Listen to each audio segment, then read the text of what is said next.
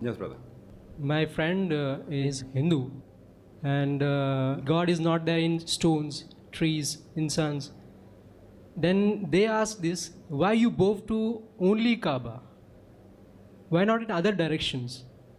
Well, that's the question that, in short, if idol worship is prohibited in Islam, worshipping stones and idols, etc., then how come you bow down to the Kaaba? Are you worshipping the Kaaba, and why only in that direction? Is it that you worship the Kaaba? The reply to this question, and it's a very common question, is that no Muslim ever worships the Kaaba.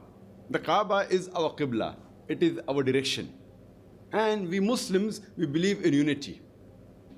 And if we have to offer salah, the glorious Quran says in Surah Baqarah, chapter number 2, verse number 144, that wherever you are, bow in the direction of the Kaaba. That is our Qibla. For example, if you want to offer salah here in this hall, some may say let's face north, some will say south, some will say east, some will say west. So for unity, all the Muslims throughout the world, we bow down to the same direction, that is the Qibla, towards the Kaaba. So if we are in the north, we bow towards the south.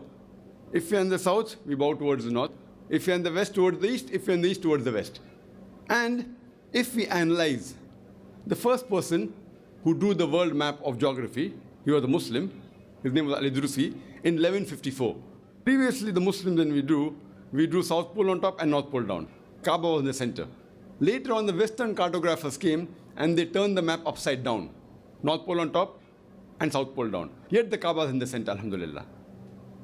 And further, when we go for Hajj or Umrah, when we go to Makkah, we do tawaf, we do circumambulation on the Kaaba.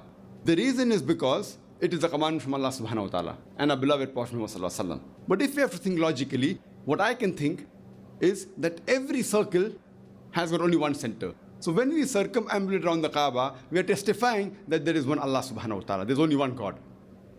And the statement of the second Caliph of Islam, Hazrat Umar, may Allah be pleased with him, it's mentioned in Sahih Bukhari, volume number 2, in the book of Hajj, chapter number 56, hadith number 675.